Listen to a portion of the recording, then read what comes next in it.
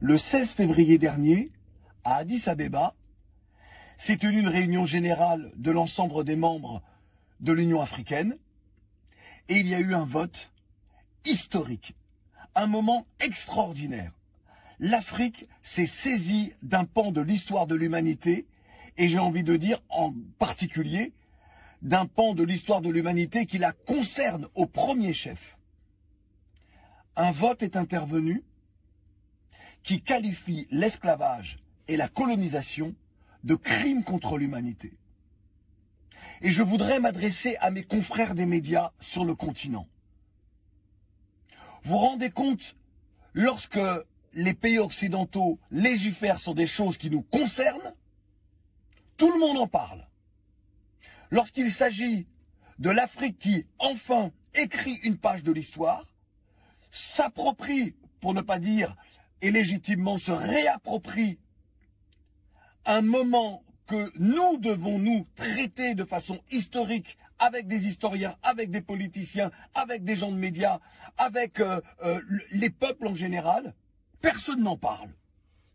Là, c'est passé inaperçu. Mes consoeurs et mes confrères, vous n'avez pas parlé de ça. Certains l'ont fait, mais c'est tellement peu que le peuple lui-même n'est même pas au courant. Vous vous rendez compte? L'Afrique a enfin compris qu'il fallait qu'il y ait, de façon très claire, une qualification, donc quelque chose qui concerne le continent, quelque chose d'officiel. L'esclavage, la déportation des Africains donc, et la colonisation sont des crimes contre l'humanité.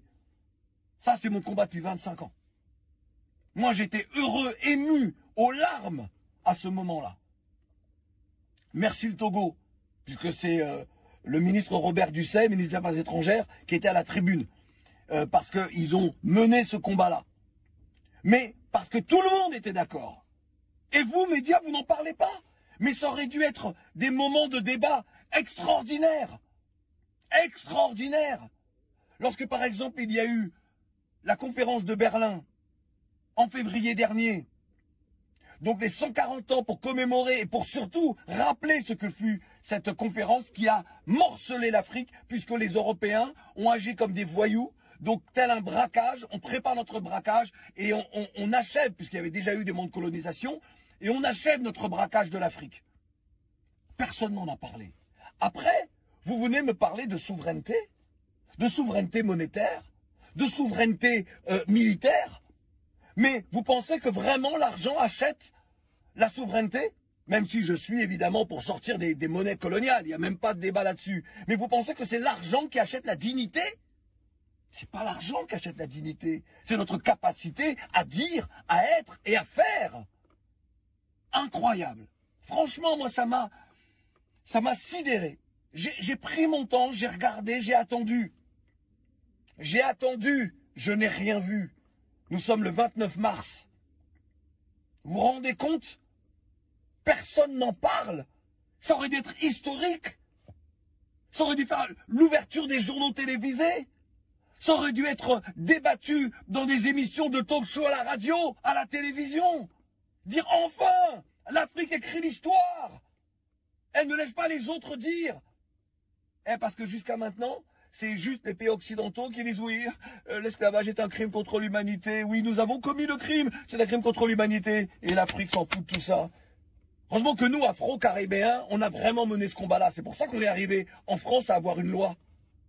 Et l'Afrique. Et maintenant où l'Afrique est dans ce combat-là, les gens de médias, personne ne dit rien. Elle est là, l'inconscience. Donc le jour où vous voudrez parler vraiment de panafricanisme, d'Africains progressistes, d'envie de développer notre continent, d'envie de changer l'éducation pour les populations, pour les jeunes en particulier, vous viendrez me voir.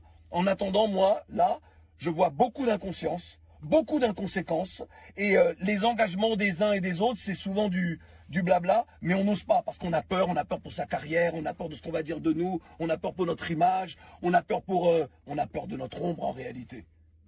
Franchement, ça fait honte.